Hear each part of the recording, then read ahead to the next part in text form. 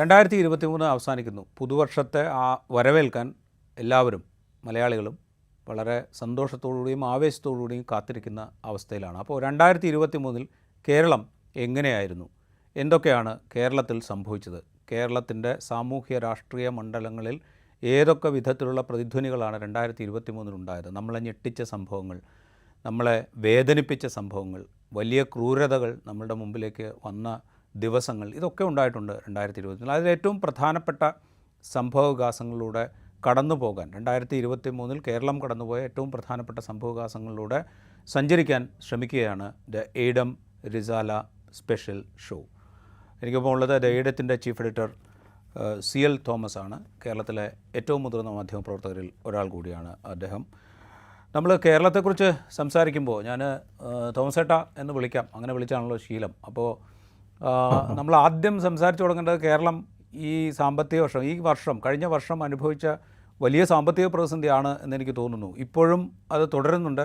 ഒരു പക്ഷേ വരും വർഷങ്ങളിലും ഇതിൻ്റെ തുടർച്ച നമ്മൾ അനുഭവിക്കേണ്ടിയും വരും. അപ്പോൾ അതുകൊണ്ട് ഇതാണ് ഏറ്റവും പ്രധാനപ്പെട്ട കേരളത്തെ ഒരു ടോട്ടാലിറ്റിയിലെടുത്താൽ ഏറ്റവും പ്രധാനപ്പെട്ട ഒരു സംഗതി കേരളത്തിൻ്റെ സാമ്പത്തിക പ്രതിസന്ധി തന്നെയാണ് എന്നെനിക്ക് തോന്നുന്നു.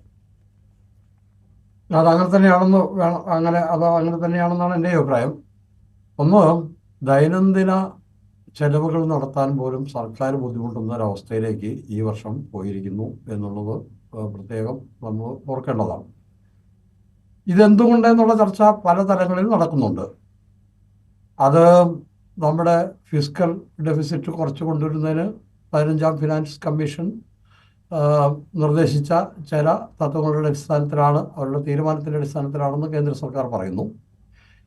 എന്തായാലും കഴിഞ്ഞ വർഷം കിട്ടിയതിനേക്കാൾ കഴിഞ്ഞ വർഷം 36,000 കോടി രൂപയുടെ സ്ഥാനത്ത് നിന്നും 32,422 നിന്നും ഈ ഓഗസ്റ്റ് ആയപ്പോഴേക്കും അത് 15,390 കോടിയായിട്ട് നമ്മുടെ കടമെടുപ്പ് പരിധി വെട്ടിച്ചുരുക്കിയിരിക്കുന്നു. ഇതാണ് ഇമ്മീഡിയറ്റ് ആയിട്ടുള്ള ഈ ഫിനാൻഷ്യൽ ക്രൈസിസ്, സാമ്പത്തിക പ്രതിസന്ധിയുടെ കാരണമെന്നാണ് കേരള സർക്കാർ പറയുന്നത്.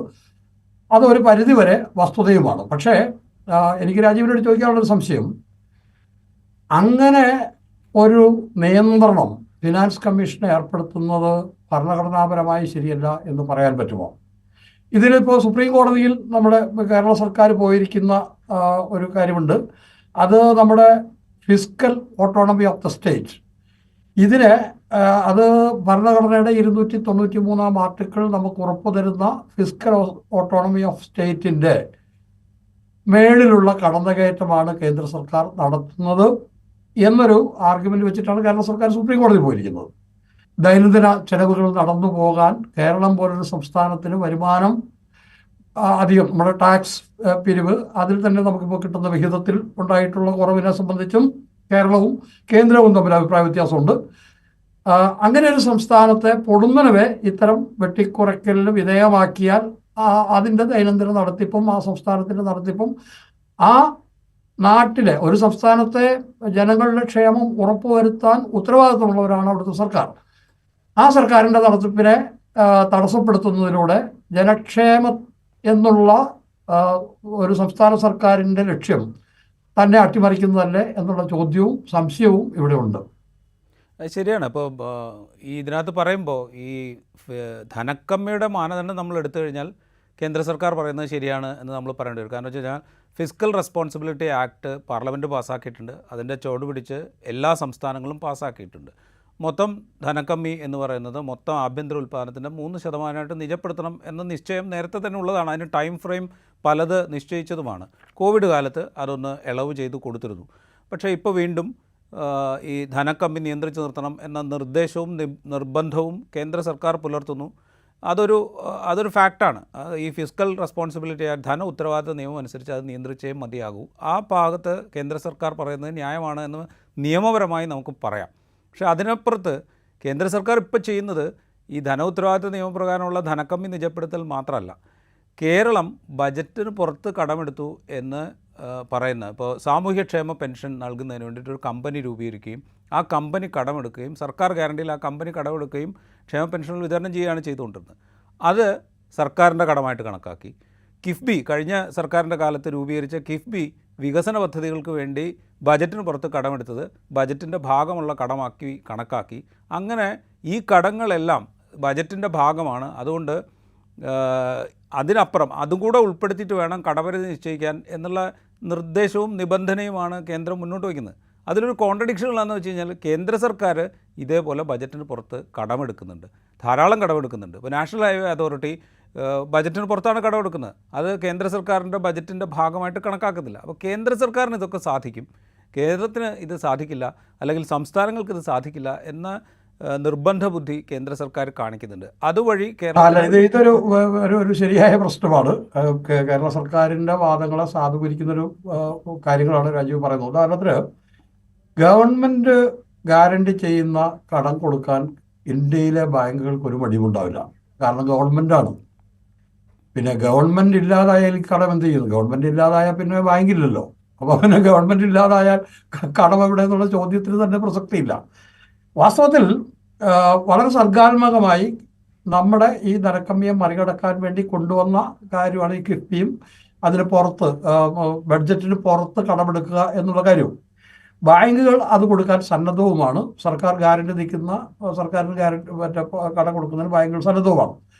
അതിനെക്കൂടെ ബജറ്റായി ചേർത്തു എന്ന് പറയുമ്പം ആണ് ഈ കേരളത്തിൻ്റെ ഈ സാമ്പത്തിക പ്രതിസന്ധി അതൊരു കേന്ദ്ര സർക്കാരിൻ്റെ രാഷ്ട്രീയ കളി എന്നുള്ള ആരോപണത്തിന് സാധുത കിട്ടുന്നത് അവിടെയാണ്. അപ്പോൾ വാസ്തവത്തിൽ ഇതിപ്പം ഇന്നും നാളെയും ഇതിനൊരു പരിഹാരം ഉണ്ടാകാൻ പോകുന്നില്ല. അപ്പോൾ ഇത് കേരളം തുടർന്ന് അനുഭവിക്കുക തന്നെ ചെയ്യും. അവിടെയാണ് ഇതിനകത്തെ രാഷ്ട്രീയം കടന്നു വരുന്നത്. നമ്മുടെ രാഷ്ട്രീയ പ്രതിസന്ധി പോലും വാസ്തവത്തിൽ അത് കേന്ദ്ര സർക്കാരിൻ്റെ രാഷ്ട്രീയ പ്രയോഗത്തിൻ്റെ ഭാഗമായിട്ടാണെന്ന് കാണേണ്ടി വരുന്നത് ഇവിടെയാണ്. രാജീവ് നേരത്തെ സൂചിപ്പിച്ച പോലെ ധനക്കമ്മി ചുരുക്കി നിർത്തണം എന്നുള്ള വാദവും അത് കേന്ദ്ര സർക്കാർ പറയുന്നത് ശരിയായിരിക്കും തന്നെ. അതേപോലെ തന്നെയാണ് നമ്മൾ മറ്റ് മേഖലകളിൽ വെട്ടിക്കുറച്ചിട്ടുണ്ട്. ഇപ്പോൾ കേരളം ഇന്ത്യയുടെ ഇതര സംസ്ഥാനങ്ങളെ അപേക്ഷിച്ച് ആരോഗ്യത്തിൻ്റെ കാര്യത്തിൽ കേരളം വളരെ മുമ്പേ പോയി. അപ്പോൾ കേരളം അതിൻ്റെ ടാർഗറ്റുകൾ അച്ചീവ് ചെയ്യുന്നു എന്ന് പറഞ്ഞിട്ട് ആ മേഖലയിലുള്ള കേന്ദ്ര വിഹിതം കേരളത്തിൽ കുറയ്ക്കുക, സംസ്ഥാനങ്ങൾക്ക് കുറയ്ക്കുക എന്ന് പറയുന്നതും ഈ തരത്തിലുള്ളൊരു ക്രൈസിസിൻ്റെ കാരണമായിട്ട് വരുന്നുണ്ട് എന്നുള്ളത് സത്യമാണ്. അപ്പോൾ നമുക്കിപ്പോൾ പറയാൻ പറ്റില്ല ഇതിനിപ്പോൾ ഒരു പരിഹാരം ഇതിലൊന്ന് സുപ്രീം കോടതിയിൽ കേരള സർക്കാർ പോയിട്ടുണ്ട്. സുപ്രീം കോടതി ഇത് സംബന്ധിച്ചിട്ടുള്ള അത് എന്ത് പറയും എന്നുള്ളത് നമ്മൾ ശ്രദ്ധയോടുകൂടി അല്ലെങ്കിൽ കാത്തിരിക്കേണ്ട ഒരു കാര്യമാണ്. സുപ്രീം കോടതി പറയുന്നത് വളരെ ദൂരവ്യാപകമായ ഇക്കാര്യത്തിൽ ഫലങ്ങൾ ഉണ്ടാക്കാൻ പോകുന്നതുമായിരിക്കും. അതെന്ത് പറഞ്ഞാലും കേരളത്തിൻ്റെ വാദങ്ങളാണ് ശരിയെന്ന് പറഞ്ഞാലും അതല്ല കേന്ദ്രം പറയുന്നതാണ് ശരിയെന്ന് പറഞ്ഞാൽ രണ്ടായാലും അത് ഈ രാജ്യത്തിൻ്റെ ഭാവിയെ സംബന്ധിച്ചിടത്തോളം നിർണായകമായ ഒരു തീരുമാനത്തിലേക്ക് ആയിരിക്കും അതെത്തുക. അപ്പോൾ നമുക്ക് ഈ കാര്യത്തിൽ കാത്തിരിക്കാൻ സുപ്രീം കോടതിയുടെ വിധി മാത്രമേ തൽക്കാലം നമ്മൾ വരട്ടെ എന്ന് പറയുന്നത് മാത്രമേ ഉള്ളൂ. അതെന്ന് വരുമെന്ന് പറയാൻ പറ്റിയില്ലെങ്കിൽ പോലും അതാണ് നമ്മുടെ മുമ്പിൽ തെളിയുന്നൊരു സാധ്യത എന്നാണ് എനിക്ക് തോന്നുന്നത്. ഇത് പറയുമ്പോൾ ഈ 2003 അവസാനിക്കുമ്പോൾ ഈ ധനകാര്യ പ്രതിസന്ധി കേരളത്തിലെ വലിയ 2023 അവസാനിക്കുമ്പോൾ ഈ ധനകാര്യ പ്രതിസന്ധിയെക്കുറിച്ച് നമ്മൾ പറയുമ്പോൾ 2023 അവസാനിക്കുമ്പോൾ സംസ്ഥാന സർക്കാരിന് അത് ചെറുതല്ലാത്ത തലവേദനകൾ സൃഷ്ടിക്കുന്നുണ്ട് എന്നുള്ളത് നമ്മൾ കാണാതെ പോയിക്കൂടാ. കാരണം സാമൂഹ്യ സുരക്ഷാ പെൻഷനുകൾ മുടങ്ങിക്കിടക്കുന്നു, സിവിൽ സപ്ലൈസ് കോർപ്പറേഷൻ സബ്സിഡി ഇനത്തിൽ സാധനങ്ങൾ വാങ്ങാൻ പണം നൽകാൻ കഴിയുന്നില്ല, അവരുടെ ഷോറൂമുകളിൽ ആവശ്യത്തിന് സാധനങ്ങളില്ല, KSRTC ജീവനക്കാരുടെ ശമ്പളം ഏതാണ്ട് മാസാവസാനം മാത്രമാണ് കൊടുക്കാൻ കഴിയുന്നത്, പെൻഷൻ മുടങ്ങിക്കിടക്കുന്നു, കാരുണ്യ പദ്ധതി ആരോഗ്യ മേഖലയുമായി ബന്ധപ്പെട്ടുള്ളത് അത് മുന്നോട്ട് കൊണ്ടുപോകുന്നതിൽ പ്രയാസം നേരിടുന്നു, അതിന് പണം അനുവദിക്കാൻ കഴിയുന്നില്ല. അങ്ങനെ പല നിലയ്ക്കുള്ള പ്രയാസങ്ങൾ സംസ്ഥാന സർക്കാരിന് ഇപ്പോൾ അനുഭവിക്കുന്നുണ്ട്. അതിൻ്റെ പ്രയാസങ്ങൾ ഈ കഴിഞ്ഞ വർഷം കേരളത്തിലെ വിവിധ ജനവിഭാഗങ്ങൾ അനുഭവിക്കേണ്ടിയും വന്നിട്ടുണ്ട് എന്ന വസ്തുത അവിടെ ഉണ്ട്. ഇത് ഫിനാൻസ് കമ്മീഷൻ്റെ ഈ റിപ്പോർട്ട് വായിക്കുമ്പോൾ അതിനകത്തൊരു തമാശ പോലെ എനിക്ക് തോന്നി. അതിനകത്ത് പറയുന്ന ഒരു കാര്യം, കേരളത്തിലാണ് ഏറ്റവും കൂടുതൽ ശമ്പള നിരക്കുള്ളതെന്നാണ്, ഉദ്യോഗസ്ഥരുടെ ശമ്പള നിരക്ക്. അപ്പം കേരളം കൈവരിച്ച സാമൂഹ്യമായ നേട്ടത്തിൻ്റെ പ്രതിഫലനമാണ് ശമ്പളം വർദ്ധിക്കുന്നത്. അപ്പം അതെന്താ ഉദ്ദേശിക്കുന്നത് എന്നുള്ളതാണ്. ഇനി ശമ്പളം ഒരിക്കലും അല്ല, അത് കേരളത്തിലെ ചില സാമ്പത്തിക വിദഗ്ധരും ശമ്പളത്തിൻ്റെ കാര്യത്തിലും ഇനി ഒരിക്കലും ശമ്പള കമ്മീഷൻ വെക്കരുതെന്നും കൂട്ടരുതെന്നും പറയുന്നുണ്ട്. അപ്പോൾ ഒരു സാമ്പത്തിക വിദഗ്ധരില്ലാത്ത എനിക്ക് അതിലേതാണ്. പക്ഷേ ഒരു സാമാന്യ മനുഷ്യൻ്റെ യുക്തിബോധത്തിൽ നിന്ന് പറയുമ്പോൾ അത് കേരളത്തിൻ്റെ സാമൂഹികമായ വികാസത്തിൻ്റെ ഇൻഡെക്സുകളിൽ അതിൻ്റെ ഉയർന്ന ഇൻഡെക്സുകളിലേക്ക് എത്താൻ കേരളത്തെ സഹായിക്കുന്ന ഒന്നാണ് ഇവിടുത്തെ ശമ്പളം. അതുകൊണ്ട് തന്നെയാണ് ഇവിടെ അത് സർക്കാർ തലത്തിൽ മാത്രമല്ല കർഷക തൊഴിലാളികളുടെ ശമ്പളവും അതൊക്കെ നോക്കുമ്പോൾ കേരളത്തിൽ അത് വളരെ കൂടുതലാണ്. അതുകൊണ്ടാണല്ലോ മറ്റു സംസ്ഥാനങ്ങളിൽ നിന്ന് ആളുകൾ ഇങ്ങോട്ട് വരും. അപ്പം സാമൂഹികമായി കേരളം നേടിയിരിക്കുന്ന ഒരു പദവി നിങ്ങൾക്ക് പാരയാവുന്നു എന്ന് വരുന്നത് അതൊരു ഫെഡറൽ സംവിധാനത്തിൽ എത്രത്തോളം അല്ലെങ്കിൽ ആ ആർഗ്യുമെന്റ് പറഞ്ഞുകൊണ്ട് ഇത്തരം കാര്യങ്ങൾ ചെയ്യുന്നതും ഫെഡറൽ സംവിധാനത്തിന്റെ ആരോഗ്യത്തിന് എത്രമാത്രം സഹായകരമാണെന്ന് ആലോചിക്കേണ്ട വിഷയമാണ്. പക്ഷേ നമ്മുടെ കൺമുന്നിൽ ഇപ്പോൾ നമുക്ക് അടുത്ത വർഷത്തേക്കുള്ള കാര്യങ്ങൾ ആലോചിക്കുമ്പോൾ ഒരു ശുഭപ്രതീക്ഷയും ഇക്കാര്യത്തിൽ കാണാനില്ല. കാരണം ടാക്സ് മാക്സിമം പിരിക്കുക എന്ന് പറഞ്ഞാൽ കേരളത്തിൽ എത്രത്തോളം, കാരണം ഏതാണ്ട് നല്ല നിലയിൽ നികുതി പിരിക്കുന്ന ഒരു സംസ്ഥാനമാണ് കേരളം. അവിടെ അതിൻ്റെ മാക്സിമത്തിലേക്ക് എത്തിക്കുക എന്ന് പറഞ്ഞു കഴിഞ്ഞാൽ അത് വലിയൊരു തുകയൊന്നും അതുകൊണ്ട് കിട്ടാനോ ഈ പ്രതിസന്ധിയും മറികടക്കാൻ അതിലൂടെ സാധിക്കുമെന്നും എനിക്ക് തോന്നുന്നില്ല. അപ്പോൾ ഈ 2024 മലയാളികളെ സംബന്ധിച്ചിടത്തോളം അത്ര നല്ല വർഷമാവില്ല എന്ന് തന്നെയാണ് ഇത് നൽകുന്ന സൂചന. നമ്മൾ ഈ സാമ്പത്തിക പ്രതിസന്ധി പറഞ്ഞപ്പോൾ കേന്ദ്ര സർക്കാരിൻ്റെ രാഷ്ട്രീയമായ തീരുമാനങ്ങൾ എങ്ങനെയാണ് കേരളത്തെ ഞെരുക്കുന്നത്, അല്ലെങ്കിൽ ഫെഡറൽ സംവിധാനത്തെ ഞെരുക്കിക്കൊണ്ട് എങ്ങനെയാണ് സാമ്പത്തികമായി കേരളത്തെ കേന്ദ്ര സർക്കാർ പിടികൂടുന്നത് എന്നുള്ളതിനെക്കുറിച്ച് സൂചിപ്പിച്ചു. അതിൻ്റെ മറ്റൊരു വേർഷൻ നമ്മൾ ഈ 2023 അത് നേരത്തെ തുടങ്ങിയതാണ്, അതിൻ്റെ തുടർച്ച 2023 നമ്മൾ കണ്ടു. ഗവർണർ കേന്ദ്ര സർക്കാരിൻ്റെ പ്രതിനിധിയായ കേരള സർക്കാരിൻ്റെ തലവനായ ഗവർണർ സംസ്ഥാന സർക്കാരുമായിട്ട് വലിയ തോതിൽ ഏറ്റുമുട്ടുന്ന കാഴ്ച നമ്മളുണ്ട്. അത് കഴിഞ്ഞ ഈ വർഷാരംഭത്തിൽ തന്നെ അദ്ദേഹം അത് തുടങ്ങിയിരുന്നു. വർഷാരംഭത്തിൽ അദ്ദേഹം തുടങ്ങിയത് ഈ മന്ത്രിമാരുടെ പേഴ്സണൽ സ്റ്റാഫിന് വലിയ പെൻഷൻ കൊടുക്കുന്നു എന്ന് പറഞ്ഞുകൊണ്ടുള്ള ആരോപണമായിട്ടാണ്. അതിൽ പെൻഷൻ കൊടുക്കുന്നു എന്നുള്ളത് വസ്തുതയായിരിക്കെ തന്നെ ഗവർണർ പറയുന്ന വിധത്തിലുള്ള വലിയ പെൻഷനല്ല, 2 വർഷം സേവനമനുഷ്ഠിച്ച ഒരാൾക്ക് കിട്ടാവുന്ന പെൻഷൻ തുക ഏതാണ്ട് 3000 ചില്ലറ രൂപ മാത്രമാണ് എന്ന് സർക്കാർ പിന്നീട് വിശദീകരിക്കുകയൊക്കെ ചെയ്തു. അപ്പോൾ ഈ ഗവർണർ സർക്കാർ പോര് ഈ വർഷം അവസാനിക്കുമ്പോഴും തുടരുന്നുണ്ട്. ഒരുപക്ഷെ മന്ത്രിസഭാ പുനഃസംഘടന എത്തി നിൽക്കുമ്പോൾ ഗവർണറും സർക്കാരും തമ്മിലുള്ള ടേംസ് മെച്ചപ്പെടുമോ എന്നുള്ള തോന്നൽ, അല്ലെങ്കിൽ ആ വേദിയിൽ വെച്ച് മുഖ്യമന്ത്രിയും ഗവർണറും കാണുമ്പോൾ ഈ പോരിനൊരു അയവുണ്ടാകുമോ എന്ന ഒരു ആശ്ചര്യം പലയിടത്തും പ്രകടിപ്പിക്കപ്പെടുന്നുമുണ്ട്. ആ ശുഭപ്രതീക്ഷ എനിക്കില്ല. കാരണം എന്താ വെച്ച് കഴിഞ്ഞാൽ ഇത് ഒരു ഗവർണർ എന്നുള്ള വ്യക്തിയും മുഖ്യമന്ത്രിയും തമ്മിലുള്ളൊരു പോരല്ലല്ലോ. ഇത് ഗവർണർ രാഷ്ട്രീയം കളിക്കുക, നിയമസഭ പാസാക്കിയ ബില്ലുകൾ തടഞ്ഞു വെക്കുക. അത് കേരളത്തിൽ മാത്രമല്ല, BJP ഇതര സർക്കാരുകൾ ഭരിക്കുന്ന സംസ്ഥാനങ്ങളിലെ എല്ലാ ഗവർണർമാരും ഏതാണ്ട് ഈ കളി നടത്തുന്നുണ്ട്. തമിഴ്നാട്ടിൽ നടക്കുന്നുണ്ട്, മറ്റേ തെലുങ്കാനയിൽ നടക്കുന്നുണ്ട്, ആന്ധ്രാപ്രദേശിലും നടന്നു. ആന്ധ്രാപ്രദേശ് വേണ്ടപ്പോൾ BJPയുടെ കൂടെ നിൽക്കുന്ന സർക്കാരായിട്ട് പോലും. അപ്പം ഇത് രാഷ്ട്രീയമാണ്. അത് രാഷ്ട്രീയമായതുകൊണ്ട് തന്നെ ഗവർണറും മുഖ്യമന്ത്രിയും തമ്മിൽ നടക്കുന്ന അല്ലെങ്കിൽ തമ്മിൽ കാണുന്ന ഒരു കാഴ്ച കൊണ്ട് ഇത് അവസാനിക്കില്ല. നമുക്കറിയാം, ഇത് ഗവർണർമാർ വാസ്തവത്തിൽ ഭരണഘടനയെ തടവിലാക്കുകയാണ് ചെയ്തത്. അത് കേരളത്തിൽ നമ്മുടെ കഴിഞ്ഞ വർഷത്തെ ഒരു നല്ല കലാപരിപാടിയായിരുന്നു. ഗവർണർ എന്തൊക്കെയോ കാട്ടിക്കൂട്ടുന്നു. ഗവർണർ വായി തോന്നുന്നു, അതായത് എൻ്റെ ഗവൺമെൻറ് എന്ന് പറഞ്ഞിട്ട് ആണല്ലോ, എൻ്റെ ഗവൺമെൻറ് ഗവർണറുടെ ഗവൺമെൻറ്റാണ്. ആ ഗവൺമെൻറ് ഒരു ഘട്ടത്തിൽ ഗവർണർ പറഞ്ഞു, എനിക്കിഷ്ടമില്ലാത്ത മന്ത്രിമാരെ ഞാൻ പിരിച്ചുവിടുന്നു. അത് ഒരു തരത്തിലും പ്ലഷർ എന്നുള്ളൊരു സംഭവം, ഗവർണറുടെ പ്ലഷർ എന്നുള്ളത് അത് വ്യക്തിപരമായി തീരുമാനിക്കാൻ പറ്റുന്ന ഒന്നല്ല എന്ന് ഭരണഘടന വളരെ കൃത്യമായിട്ട് പറഞ്ഞിട്ടുണ്ട്. അപ്പോൾ അവിടെ എത്തി. അത് കഴിഞ്ഞിട്ടാണ് ഇപ്പം നമുക്കറിയാം, ഈ ഏറ്റവും അവസാനം കോഴിക്കോട് മിഠായി തെരുവിൽ ഒരു സെക്യൂരിറ്റിയും വേണ്ട എന്നുള്ള തരത്തിൽ, അത് 2 തരത്തിലാണ്. ഒന്ന്, അത് അവിടുത്തെ ജനങ്ങൾക്ക് ഉണ്ടാക്കുന്ന ബുദ്ധിമുട്ട്, ആ സ്ഥലത്ത് നിൽക്കുന്ന ആളുകൾക്ക് ഉണ്ടാക്കുന്ന ഒരു ബുദ്ധിമുട്ടുണ്ട്. പോലീസുകാർ കേരള പോലീസിനെ അറിയിക്കാതെ പോകുന്നു, സെക്യൂരിറ്റി വേണ്ട, നിങ്ങളുടെ സെക്യൂരിറ്റി വേണ്ടാന്ന് പോകുന്നു. അപ്പം തീർത്തും ബാലിശമായ രാഷ്ട്രീയ കളിയാണ് ഗവർണർ നടത്തിക്കൊണ്ടിരിക്കുന്നത്. അത് ഞാൻ നേരത്തെ സൂചിപ്പിച്ചതുപോലെ, പക്ഷെ മറ്റു സംസ്ഥാനങ്ങളിലെ ഗവർണർമാർ ഈ തരത്തിലുള്ള വാക്പോരുകൾക്ക് ഇറങ്ങി പുറപ്പെട്ടിട്ടില്ല. അവർ നിയമസഭ പാസാക്കുന്ന ബില്ല് പിടിച്ചു വെക്കുന്നു. തമിഴ്നാട്ടിലാണെങ്കിൽ അവിടുത്തെ തമിഴകം എന്നുള്ള പേരിനെ സംബന്ധിച്ച് ചില വിവാദങ്ങൾ ഉണ്ടാക്കുന്നു. ആ തരത്തിൽ പക്ഷെ ഒരു പബ്ലിക്കായിട്ട് ഇറങ്ങി നടന്നിട്ടുള്ള ഒരു ഈ കേരള ഗവർണർ ചെയ്യുന്ന മാതിരി അത്ര ബാലിശ്യമായിട്ട് മറ്റു സംസ്ഥാനങ്ങളിലെ ഗവർണർമാർ ചെയ്തില്ല. അവരവരുടെ രാഷ്ട്രീയം മാത്രമാണ് കളിക്കുന്നത്. നമ്മൾ കഴിഞ്ഞ വർഷം നോക്കുമ്പം ഏറ്റവും കേരളത്തിലെ ഒരു പ്രധാനപ്പെട്ട കാഴ്ചയായിരുന്നു ഈ ഗവർണറുടെ ഈ മാധ്യമങ്ങൾ എവിടെ മാറ്റി വെച്ചാലും അവിടെ മുഖ്യമന്ത്രിക്കും ഗവൺമെന്റിനും എതിരായിട്ട് എന്തെങ്കിലുമൊക്കെ പറഞ്ഞിട്ട് പോവുക. ഇത്രയും ഭംഗിയായി എന്താണ് എനിക്ക് തോന്നുന്നില്ല പ്രതിപക്ഷ നേതാവിന് ഇത്രയും ഭംഗിയായിട്ട് ഗവൺമെന്റിന് എതിരെ ഒരു ഒരു ഒരു നിലവാരം വളരെ താഴ്ന്ന ഒരു നിലവാരത്തിൽ നിന്ന് പ്രതിപക്ഷ നേതാവ് പോലും വിമർശിക്കുന്നതായിട്ട് കണ്ടിട്ടില്ല. അതിന് മുഖ്യമന്ത്രി ആസൂത്രണം കൊല്ലാൻ വേണ്ടി ആളെ വിട്ടിരിക്കുന്നു എന്ന് പറയുക, ഒരു ഒരു ഒരു ഒരു യൂണിവേഴ്സിറ്റി വൈസ് ചാൻസലറെ ഉണ്ട് എന്ന് വിളിക്കുക, ഇർഫാൻ ഹബീബിനെ പോലെ ഇന്ത്യ മുഴുവൻ അംഗീകരിക്കുന്ന ആദരിക്കുന്ന മഹാനായ ഒരു ചരിത്രകാരൻ അങ്ങനെ കൊല്ലാൻ വന്നു എന്ന് പറയുക. അപ്പൊ ഇത് യുക്തിയുടെ എല്ലാ തലങ്ങളെയും അതിലംഘിക്കുന്ന രീതിയിലുള്ള ഒരു ഗവർണർ കളിയാണ് കഴിഞ്ഞ വർഷം കേരളം സാക്ഷ്യം വഹിച്ചത്.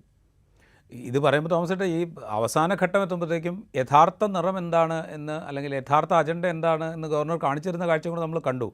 കാലിക്കറ്റും കേരള സെനറ്റുകളിലേക്ക് പ്രതിനിധികളെ നിശ്ചയിക്കുന്ന കാര്യത്തിൽ വളരെ കൃത്യമായി ബി ജെ പി അനുഭാവികളായിട്ടുള്ള അല്ലെങ്കിൽ ബി ജെ പി അനുകൂലികളായിട്ടുള്ള ആളുകളെ നിർദ്ദേശം ചെയ്തുകൊണ്ട് തന്നിൽ നിക്ഷിപ്തമായിരിക്കുന്ന ഉത്തരവാദിത്തം എന്താണ് എന്ന് അദ്ദേഹം പൊതുജനങ്ങളോട് പറയുന്ന കാഴ്ച നമ്മൾ കണ്ടു. ഇനിയിപ്പോൾ വി സിമാരുടെ സെലക്ഷനിലേക്ക് അദ്ദേഹം കടക്കുകയാണ്.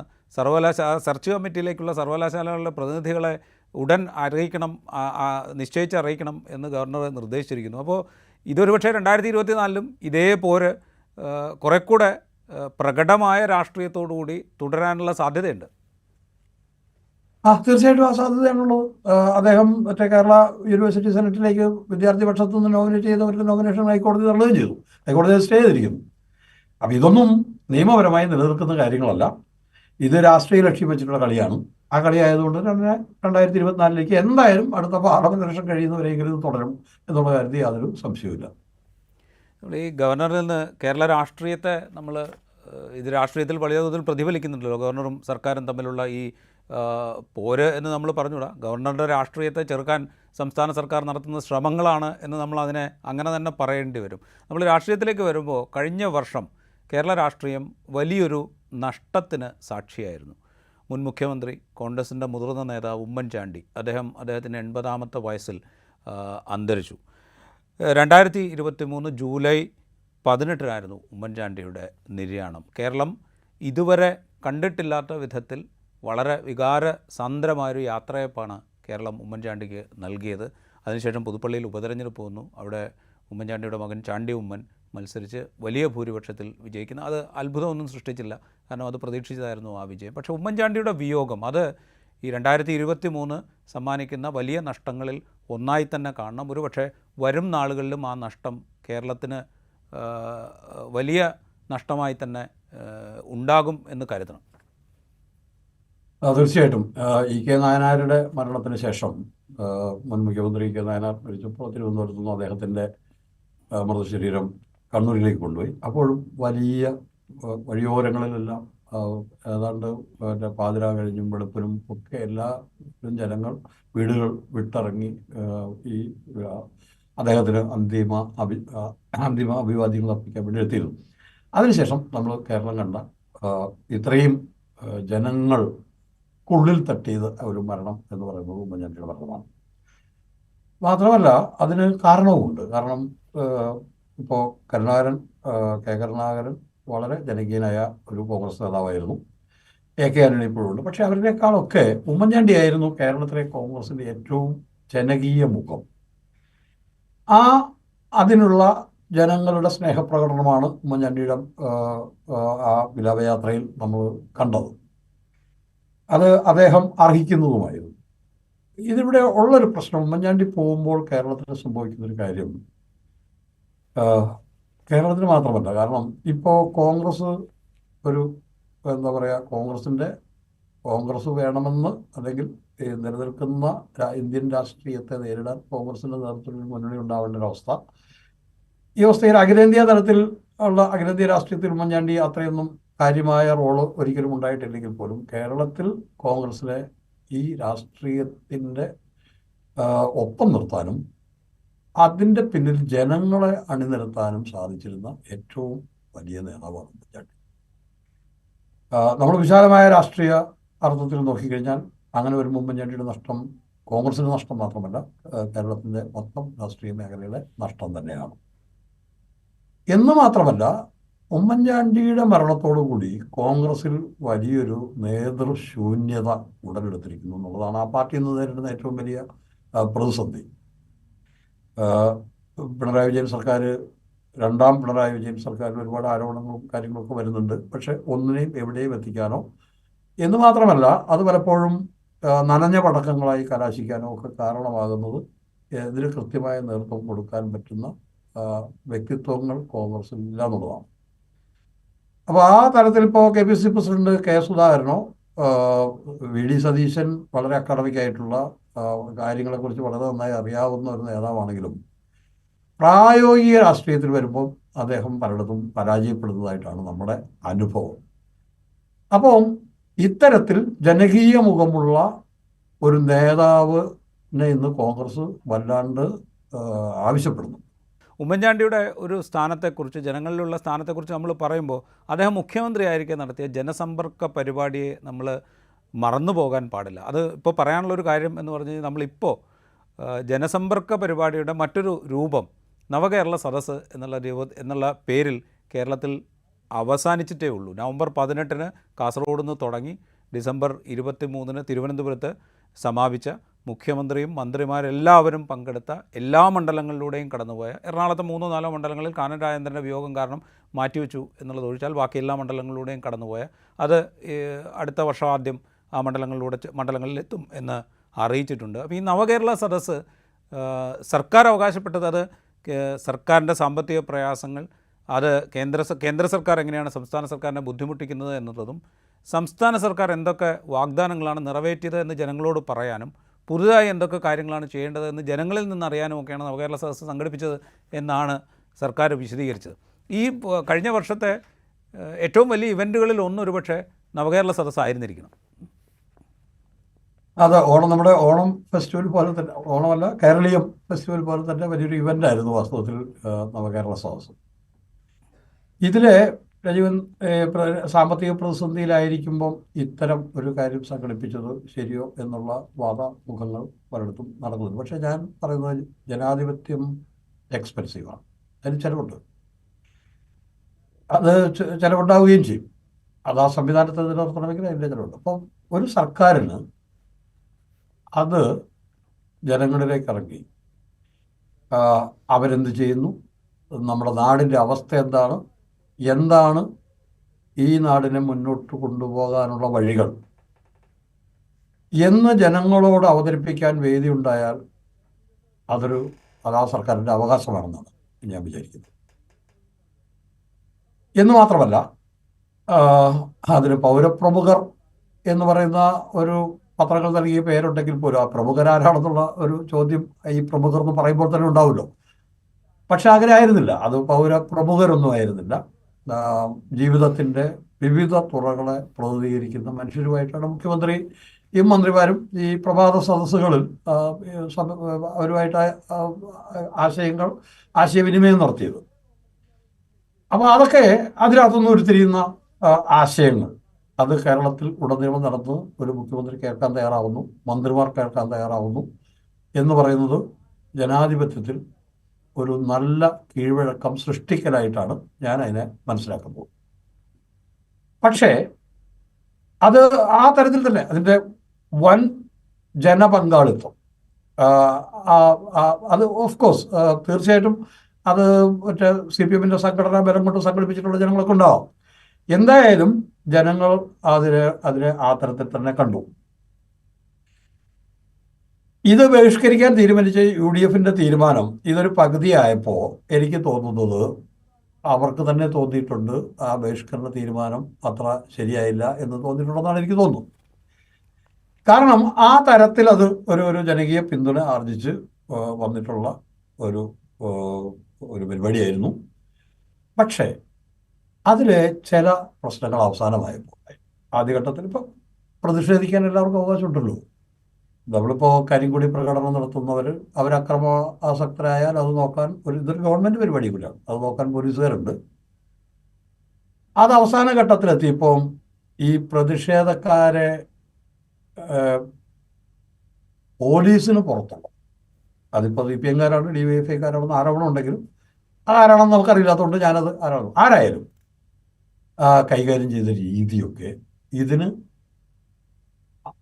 അന്യത ഉണ്ടാവേണ്ടിയിരുന്ന യശസ്സിന് കുറവുണ്ടാക്കിയിട്ടുണ്ട് എന്നാണ് ഞാൻ കാണുന്നത്. അതൊരു ഒരു നമ്മുടെ ഒരു ജനാധിപത്യ സംസ്കാരത്തിന് നിരക്കുന്ന കാര്യമല്ല. അതിനാണല്ലോ ഇവിടെ പോലീസുള്ളൂ. നിങ്ങൾക്ക് അക്രമം കാണിക്കുന്നവർ ഉണ്ടെങ്കിൽ അവരെ തടയാൻ വേണ്ടിയിട്ടുള്ള പോലീസുണ്ട്. പിന്നെ അത് കഴിഞ്ഞ് മറ്റേ UDF നടത്തിയ പ്രതിഷേധ സമരങ്ങൾ, അതിനകത്ത് തിരുവനന്തപുരത്ത് നടന്ന അതിനകത്ത് പോലീസ് ലാത്തിചാർജ് എന്നൊക്കെ പറഞ്ഞു കഴിഞ്ഞാൽ അത് പിന്നെ നമ്മുടെ ഒരു ഒരു ഒരു പ്രത്യേകത രാജ്യം എനിക്ക് തോന്നുന്നു. ഞാൻ കുറേ കാലമായിട്ട് ഇത് ആലോചിക്കും. നമ്മളിപ്പോൾ ഈ സമരങ്ങൾ എന്ന് പറഞ്ഞു കഴിഞ്ഞാൽ അത് പോലീസിനെ ആക്രമിക്കാനുള്ള ഒരു പരിപാടിയുണ്ട്. അത് ഏത് മുന്നണിയെന്ന് ഞാൻ പറയുന്നില്ല, ഒരു മുന്നണിക്കാർ മാത്രം ചെയ്യുന്നതല്ല. ഇപ്പോൾ LDF പ്രതിപക്ഷത്തായിരുന്നപ്പോഴും നമ്മൾ SFIയുടെയും DYFIയുടെയും നിരവധി സമരങ്ങൾ കണ്ടിട്ടുണ്ട്.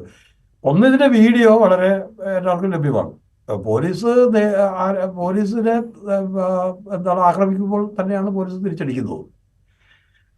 അപ്പോൾ ഇതിനകത്ത് വന്നൊരു സാധനം, ചില ചാനലുകൾ ആ തിരുവനന്തപുരത്ത് സംഭവം കാണിച്ചു എങ്ങനെയാണ് പ്രകോപനം ഉണ്ടായത്. കാരണം നമ്മൾ സാധാരണ പ്രക്ഷോഭ പരിപാടിയിൽ ഒരു ചടങ്ങ് പോലെ നടക്കുന്നൊരു കാര്യം നേതാക്കന്മാർ വന്ന് അത് ഉദ്ഘാടനം കഴിഞ്ഞാണ് പിന്നെ സെക്രട്ടേറിയറ്റിൻ്റെ ഗേറ്റിലേക്ക് തള്ളിക്കയറുന്നു, പോലീസുമായിട്ടുള്ള കുസ്തി നടക്കുന്നു. ഇത് പ്രതിപക്ഷ നേതാവ് പ്രസംഗിക്കുമ്പോൾ തന്നെ ഇത് തുടങ്ങി. അതാണ് തിരുവനന്തപുരത്ത് ഉണ്ടായ ഒരു കാര്യം. അപ്പം ഞാനറിയാം, ഇതിൻ്റെ പ്രതിഷേധങ്ങൾ, അത് പ്രതിപക്ഷത്തിന് പ്രതിഷേധിക്കാനുള്ള അവകാശമുണ്ടെന്നും അത് അക്രമത്തിൽ കലാശിച്ചാൽ അതിനെ നേരിടാൻ പോലീസുണ്ടെന്നും ഉള്ള സാധാരണ തത്വത്തെ മറികടന്നുകൊണ്ട് അവിടെ ചില എന്താ പറയുക അമിത ഉത്സാഹം കാണിച്ച് ഈ പ്രതിഷേധിക്കാൻ വന്നവരെ നേരിട്ട രീതി ഒരിക്കലും ശരിയായില്ല എന്നുള്ളത് തന്നെയായിരുന്നു. ആ രീതിയിൽ ഇതേപോലൊരു പരിപാടി നടത്താൻ തീർച്ചയായിട്ടും ഭരിക്കുന്ന ഒരു ഗവൺമെൻറ്റിന് അവകാശമുണ്ട്. അത് വളരെ ഭംഗിയായി നടന്നു വരുമ്പോഴാണ് അതിനെ കല്ലുകടിയായി ഇത് കലാശിച്ചത്. അതാണ് നമ്മൾ ഈ വർഷം കണ്ട മറ്റൊരു കാര്യം. അത് പറയുമ്പോൾ തന്നെ അത്തരം പ്രതിഷേധങ്ങളോട് മുഖ്യമന്ത്രി എടുത്തൊരു സമീപനം കൂടി നമ്മൾ പരാമർശിച്ചു പോകണം എന്നെനിക്ക് തോന്നുന്നു. അത് ഇടയ്ക്ക് അദ്ദേഹം പറഞ്ഞു, കരിങ്കൊടി പ്രകടനം നിങ്ങൾ കണ്ടില്ലേ, അവിടെ നിന്ന് കരിങ്കൊടി വീശുന്നതിന് ഞങ്ങൾക്കെന്താണ് എതിർപ്പ് എന്ന് ചോദിച്ച മുഖ്യമന്ത്രി തന്നെ പിന്നീട് ഇത് ജീവൻ രക്ഷാ പ്രവർത്തനമാണ് നടക്കുന്നത്, ഞാൻ ഈ പോലീസ് ഉദ്യോഗസ്ഥർ അല്ലെങ്കിൽ തൻ്റെ സുരക്ഷാ ഉദ്യോഗസ്ഥർ മർദ്ദിച്ചത് കണ്ടില്ല എന്നൊക്കെയുള്ള മട്ടിൽ ന്യായീകരിക്കുന്ന കാഴ്ചയും കണ്ടു. ഒരുപക്ഷെ ഈ അക്രമങ്ങളും അതിന് ഈ നേതൃത്വം, ഈ നവകേരള സദസ്സിന് നേതൃത്വം നൽകുന്ന മുഖ്യമന്ത്രി നൽകിയ ന്യായീകരണങ്ങളുമാണ് ഇതിൻ്റെ ജനപങ്കാളിത്തത്തെയും ഇതിൻ്റെ മെറിറ്റിനെയും കുറേ കൂടെ ഇടിച്ചു താഴ്ത്തിയതെന്ന് എനിക്ക് തോന്നുന്നു. തീർച്ചയായിട്ടും രാജീവ് പറഞ്ഞ ഞാൻ അതിനോട് പൂർണ്ണമായിട്ട് യോജിക്കുന്നു. ഇതിൻ്റെ ശോഭ കെടുത്തിയതിൽ ഒന്നുമില്ല. ഒരു സ്ഥലത്ത് CPM-ന്റെ പ്രവർത്തകർ ഇതിലെ അക്രമികളെ നേരിടാൻ എത്തിയെങ്കിൽ അത് തടയാൻ മുഖ്യമന്ത്രിക്ക് കഴിയുമായിരുന്നു. മുഖ്യമന്ത്രിയല്ല, പിണറായി വിജയൻ എന്ന പാർട്ടി നേതാവിന് കഴിയുമായിരുന്നു. എന്ന് മാത്രമല്ല, ഇതിനോടുള്ള പ്രതികരണം പലപ്പോഴും ഈ തരത്തിലുള്ള ഇടപെടലുകളെ പ്രോത്സാഹിപ്പിക്കുന്ന തരത്തിലായിപ്പോയി മുഖ്യമന്ത്രിയുടെ ഭാഗത്തു നിന്നുള്ളതും സത്യമാണ്. അത് ഈ നവകേരള സദസ്സിൻ്റെ ശോഭയെ വല്ലാണ്ട് കെടുത്തിയിട്ടുണ്ട്. തോമസിൻ്റെ ഈ നവകേരള സദസ്സിൻ്റെ കാര്യം പറഞ്ഞപ്പോൾ ഈ CPM-കാരോ അല്ലെങ്കിൽ DYFI-കാരോ ഒക്കെ പോലീസിൻ്റെ ഉത്തരവാദിത്വം ഏറ്റെടുക്കുന്നതിനെക്കുറിച്ച്, അല്ലെങ്കിൽ അങ്ങനെ അവരെന്ന് ആരോപിക്കപ്പെടുന്ന ആളുകൾ പോലീസിൻ്റെ പണി ഏറ്റെടുക്കുന്നതിനെക്കുറിച്ച് സൂചിപ്പിച്ചല്ലോ. അപ്പോൾ ഈ സംഘടനകളുടെ പ്രശ്നം, പ്രത്യേകിച്ച് SFI എന്ന് പറയുന്ന സംഘടനയെ ചൊല്ലിയുണ്ടായ തലവേദന 2023 വലിയ തോതിൽ സർക്കാരും CPM-ഉം അനുഭവിച്ചിട്ടുണ്ട്. ഇപ്പോൾ കാട്ടാക്കട ഒരു കോളേജ് യൂണിയൻ തെരഞ്ഞെടുപ്പിൽ UEC-ആയി ജയിച്ച വിദ്യാർത്ഥിനിയെ മാറ്റി പകരം SFIയുടെ ഏരിയ സെക്രട്ടറി ആയിരുന്ന ഒരു വൈശാഖൻ എന്ന് പറയുന്ന ഒരു ചങ്ങാതി പ്രിൻസിപ്പൽ UUC-ആയിട്ട് സർവകലാശാലയെ അറിയിക്കുന്നു. അതിന് തൊട്ടു പിറകെ K. വിദ്യ എന്ന് പറയുന്ന പഴയ SFI നേതാവ് ജോലിക്ക് വേണ്ടിയിട്ട്, അധ്യാപക ജോലിക്ക് വേണ്ടിയിട്ട് വ്യാജ പ്രവൃത്തി പരിചയ സർട്ടിഫിക്കറ്റ് ഹാജരാക്കി എന്ന വിവാദം ഉണ്ടാകുന്നു. തൊട്ടു പുറകെ PM ആർഷോ എന്ന് പറയുന്ന SFIയുടെ സംസ്ഥാന സെക്രട്ടറി എഴുതാത്ത പരീക്ഷ വിജയിച്ചു എന്ന വിവാദമുണ്ടാകുന്നു. അത് പിന്നെ ഒരു തർക്കത്തിൻ്റെ അവസ്ഥയിൽ മാത്രമാണ് അത് എന്ന് നമുക്ക് എടുക്കാം. അതിന് തൊട്ടു പുറകെയാണ് ആലപ്പുഴയിൽ നിഖിൽ തോമസ് എന്ന് പറയുന്ന SFIയുടെ ജില്ലാ നേതാവ് വ്യാജ ബിരുദ സർട്ടിഫിക്കറ്റ് ഉണ്ടാക്കി പോസ്റ്റ് ഗ്രാജുവേറ്റ് കോഴ്സിന് അഡ്മിഷൻ നേടിയെന്ന്. ഇതൊക്കെ ഈ 2023 ഒരു വിദ്യാർത്ഥി സംഘടനയെ സംബന്ധിച്ച് SFI എന്ന് പറയുന്ന ഒരു വിദ്യാർത്ഥി സംഘടനയെ സംബന്ധിച്ച് അവരുടെ ഒരു പ്രവർത്തനം ഏത് വിധത്തിലാകണം എന്നുള്ളതിനെ സംബന്ധിച്ച് അല്ലെങ്കിൽ ജനങ്ങൾക്ക് മുമ്പിൽ അവരെക്കുറിച്ച് വലിയ അവമതിപ്പുണ്ടാക്കിയ ഒരു വർഷമായിട്ട് നമ്മളിതിനെ കാണേണ്ടി വരും. തീർച്ചയായിട്ടും എങ്ങനെയാണ് ഒരു വിദ്യാർത്ഥി സംഘടനയുടെ ഉള്ളവർ എങ്ങനെ പെരുമാറരുത് എന്നുള്ളതിൻ്റെ ഉദാഹരണങ്ങളായിട്ടാണ് ഇതൊക്കെ സംഭവിച്ചത്. ഇതെന്തുകൊണ്ട് തുടർച്ചയായിട്ട് സംഭവിക്കുന്നു? ഇപ്പോൾ ഇതിന് മറിച്ചൊരു വാദം വരും. എത്രയോ 10,000-കണക്കിന് പ്രവർത്തകരുള്ള ഒരു സംഘടനയിലെ 3-4 പേരുടെ കുറ്റം അതിനെ പെരുപ്പിച്ച് കാണിച്ചുകൊണ്ട് ആ സംഘടനയെ തന്നെ ആക്ഷേപിക്കുന്നത് ശരിയാണോ എന്നുള്ള ചോദ്യം മറുഭാഗത്തുനിന്ന് ഉണ്ടാവും. പക്ഷേ ആ ചോദ്യത്തിന് വലിയ പ്രസക്തി ഇല്ല എന്ന് തന്നെയാണ് ഞാൻ വിചാരിക്കുന്നത്. സംഘടനയുടെ നേതൃത്വം എങ്ങനെയാണ് ആൾമാറാട്ടം നടത്തി UC ഇതൊന്നും ഇത് കഴിഞ്ഞ വർഷം ഉണ്ടായ ഏറ്റവും പ്രത്യേകിച്ചും വിദ്യാർത്ഥി സംഘടനകളുടെ ഭാഗത്തുണ്ടായ ഏറ്റവും മോശപ്പെട്ട കാര്യം. അതിൽ നിന്ന് വ്യത്യസ്തമായ ഒരു കാര്യം ആർഷോയുടെ മാത്രമാണ്. അതിൽ ആർഷോയ്ക്ക് എത്ര മാത്രം പങ്കുണ്ട് എന്നുള്ളതൊരു വേറൊരു കാര്യമാണ്. അത് മറ്റേ എന്താ പറയുക, ആരെങ്കിലും ഗൂഢാലോചന നടത്തിയോ എന്നൊക്കെ ഉള്ളത് അന്വേഷിച്ച് പോലീസ് കണ്ടുപിടിക്കട്ടെ. അത് പക്ഷേ സൈറ്റിൽ അദ്ദേഹം ജയിച്ചതായി വന്നു എന്നുള്ളതൊരു സത്യമാണ്. എഴുതാത്ത പരീക്ഷ ജയിച്ചതായി വന്നു. സാങ്കേതിക പിഴവായിരിക്കാം. സാങ്കേതിക പിഴവ് അവിടെ നമ്മുടെ മാധ്യമങ്ങളുടെ ഒരു പ്രശ്നമുണ്ട്. ആ വാർത്ത റിപ്പോർട്ട് ചെയ്തത് തെറ്റാണെന്ന് ഞാൻ വിചാരിക്കുന്നില്ല. കാരണം എനിക്കാണെങ്കിൽ ഞാനൊരു റിപ്പോർട്ടറാണെങ്കിൽ അങ്ങനെ മറ്റേ കോളേജിൻ്റെ സൈറ്റിൽ അത് മറ്റേ നമ്മുടെ മഹാരാജ് കോളേജ്, എറണാകുളം മഹാരാജ് കോളേജിലെ PG ആർക്കൈവ്സിന്റെ 3ാം സെമസ്റ്റർ പരീക്ഷകളാണ്. അതെ. അപ്പോൾ അത് മാത്രമല്ല, അത് ഓട്ടോണമസ് കോളേജുമാണ്.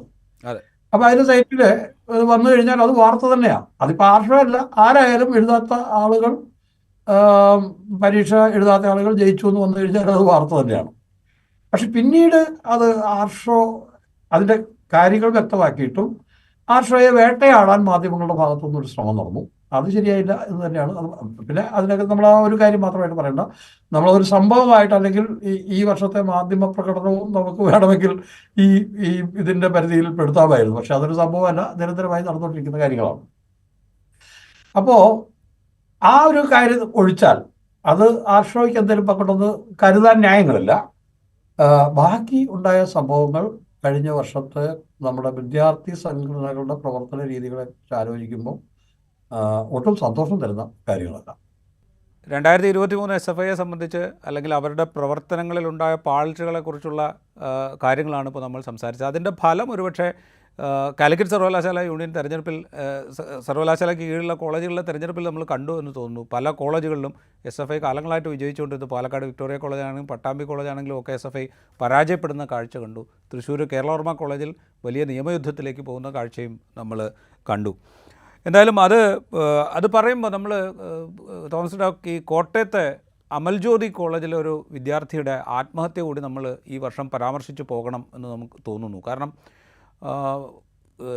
പരീക്ഷ അവധി കഴിഞ്ഞ് തിരിച്ചെത്തി ലാബിൽ വെച്ച് മൊബൈൽ നോക്കി എന്നുള്ള കാരണം പറഞ്ഞുകൊണ്ട് മൊബൈൽ പിടിച്ചെടുക്കുന്നു. അതിനുശേഷം അധ്യാപകർ ശാസിക്കുന്നു. അതിൻ്റെ തൊട്ട് പിറകെയാണ് ആ വിദ്യാർത്ഥി ശ്രദ്ധ സതീഷ് എന്ന് പറയുന്ന വിദ്യാർത്ഥിനി ആത്മഹത്യ ചെയ്യുന്നത്. അത് വലിയ കോളിളക്കം കേരളത്തിൽ സൃഷ്ടിച്ചിരുന്നു. ഈ പ്രൊഫഷണൽ കോളേജുകളിൽ അല്ലെങ്കിൽ ഇത്തരം കോളേജുകളിൽ വിദ്യാർത്ഥികളോടുള്ള സമീപനം എന്താണ്, അവർക്ക് ലഭിക്കുന്ന പരിമിതമായ സ്വാതന്ത്ര്യങ്ങൾ പോലും അട്ടിമറിക്കപ്പെടുന്നുണ്ടോ എന്നുള്ളൊക്കെ തർക്കങ്ങളുണ്ടായി. അവസാനം ചില കോളേജിനകത്ത് തന്നെ ചില കമ്മിറ്റികളൊക്കെ രൂപീകരിച്ചുകൊണ്ട് പ്രശ്നം പരിഹരിക്കാനാണ് സംസ്ഥാന സർക്കാർ ശ്രമിച്ചത്. അപ്പോൾ ഗൗരവമുള്ളൊരു പഠനം ഈ രംഗത്ത് ആവശ്യമായിരുന്നു. അതിലേക്ക് പക്ഷേ ഈ അമൽജ്യോതിയിലെ വിദ്യാർത്ഥിനിയുടെ ആത്മഹത്യ വഴിതെളിച്ചിട്ടില്ല എന്നെനിക്ക് തോന്നുന്നു. രാജീവ് പറഞ്ഞു വളരെ ദുഃഖകരമായ ഒരു സംഭവമായിരുന്നു കഴിഞ്ഞ വർഷത്തെ അത് അമൽജ്യോതി കോളേജിലെ ആ കുട്ടിയുടെ മരണത്തിനിടയാക്കിയ സംഭവം. ഇതിൽ 2 പ്രശ്നങ്ങളുണ്ട്. ഒന്ന്, ഈ സ്ഥാപനം മികവിന് വേണ്ടിയിട്ട് മാനേജ്മെൻറ്റുകൾ അതാത് ഈ വിദ്യാഭ്യാസ സ്ഥാപനങ്ങൾ നടപ്പാക്കുന്ന വിദ്യാർത്ഥികളോട് പെരുമാറുന്ന രീതി, അവിടെ നടപ്പാക്കുന്ന പഠന സമ്പ്രദായം അവർക്ക് മുഴുവൻ കുട്ടികളെയും വിജയിപ്പിച്ച് സ്ഥാപനത്തിൻ്റെ ഖ്യാതി നിലനിർത്തണം എന്നുള്ളതാണ് ഒന്നും. അതിനു വേണ്ടിയിട്ട് അവരേർപ്പെടുന്നത് ചിട്ടകൾ. ഇതിപ്പോൾ ഞാനിത് സ്വകാര്യ മാനേജ്മെൻറ്റുകൾ എന്ന് പറയുന്നില്ല.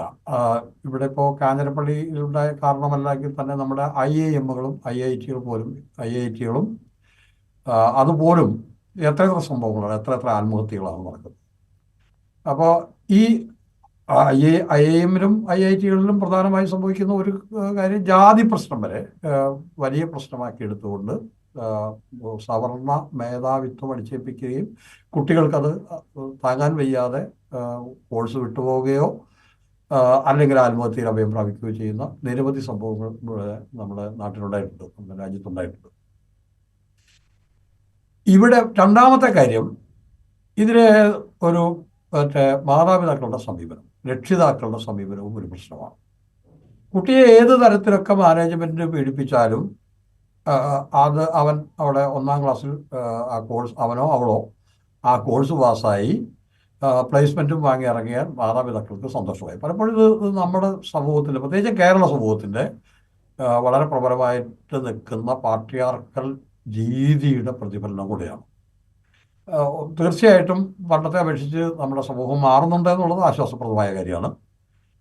പക്ഷേ അതുണ്ടാക്കുന്നതാണ് ഇത്തരം സംഭവങ്ങൾ. കുട്ടികൾ പ്രായപൂർത്തിയായി കഴിഞ്ഞാലും അവർ കുട്ടികളാണ് അച്ഛനും അമ്മയ്ക്കും. അച്ഛൻ്റെയും അമ്മയുടെയും നടക്കാതെ പോയ ആഗ്രഹങ്ങൾ നടത്തിയെടുക്കാൻ വേണ്ടിയിട്ടുള്ള ഒരു ഉപകരണമായി കുട്ടികളെ കാണുകയും അങ്ങനെ മാനേജ്മെൻറ്റ് അവരെ ഏത് തരത്തിൽ പീഡിപ്പിച്ചാലും അത് ഒരു പ്രശ്നമല്ല, കുട്ടിയുടെ നന്മയ്ക്ക് വേണ്ടിയാണെന്ന് വിശ്വസിക്കുകയും അത് തെറ്റിദ്ധാരണയാണെന്ന് മനസ്സിലാകാതിരിക്കുകയും ചെയ്യുന്ന ഒരു പേരൻറ് സമൂഹം ഉണ്ട്. അവരാണ് വാസ്തവത്തിൽ മാനേജ്മെൻറ്റ് കാണിക്കുന്ന ഇത്തരം കാര്യങ്ങൾക്ക്, അല്ലെങ്കിൽ മാനേജ്മെൻറ്റിന് ഇത്തരം കാര്യങ്ങൾ കാണിക്കാനുള്ള ലൈസൻസ് കൊടുക്കുന്നത് ഈ പേരൻസ് വിഭാഗമാണ്. ഈ സംഭവം ഉണ്ടായ ആ സമയത്ത് നമ്മുടെ സമൂഹം കുറേയൊക്കെ ചർച്ച ചെയ്തിരുന്നു. പക്ഷേ അത് ആഴത്തിലേക്ക് പോയെന്നോ, രാജീവ് നേരത്തെ സൂചിപ്പിച്ചതുപോലെ അതുകൊണ്ട് ഇനിയൊരച്ഛനും ഇത്തരം ലൈസൻസായി, മാനേജ്മെൻറ്റുകളുടെ ലൈസൻസായി മാറില്ല, അല്ലെങ്കിൽ അമ്മയും മാറില്ല എന്നോ അങ്ങനെയൊന്നും സംഭവിച്ചിട്ടില്ല. ഇത് കേരള സമൂഹം ആഴത്തിൽ ആലോചിക്കേണ്ട ഒരു വിഷയമാണ്. അതിന് നമ്മുടെ സമൂഹത്തിൻ്റെ ഘടന പരിശോധിക്കുമ്പോൾ പെട്ടെന്നുള്ളൊരു പരിഹാരം ഉണ്ടാവുമെന്നും ഇത് ഉൾക്കൊള്ളാൻ തന്നെ ബുദ്ധിമുട്ടുള്ള ഭൂരിപക്ഷം മാതാപിതാക്കളെ നമുക്ക് എവിടെയും കാണാൻ പറ്റും എന്നുള്ളതാണ് ഇതിൻ്റെ പ്രശ്നം. 2023 കേരളത്തിലെ സംഭവങ്ങളെക്കുറിച്ച് പരാമർശിക്കുമ്പോൾ കേരളത്തെ ഞെട്ടിച്ച സംഭവങ്ങളുണ്ടായിട്ടുണ്ട്. കേരളം വേദനിച്ച അതിക്രൂരമായ സംഭവങ്ങൾ നമ്മളുടെ മുമ്പിലേക്ക് വന്നിട്ടുണ്ട്. ആലുവയിൽ അതിഥി തൊഴിലാളികളുടെ മകളായ ഒരു പിഞ്ചു കുഞ്ഞിനെ ക്രൂരമായി ഉപദ്രവിച്ച് കൊലപ്പെടുത്തിയ സംഭവം 2023 കേരള മനസ്സിനെ ഞെട്ടിച്ച സംഭവങ്ങളിലൊന്നാണ്. അതിലേക്ക് കൂടി നമുക്ക് ഇതിൻ്റെ രണ്ടാം ഖണ്ഡത്തിൽ വരാം.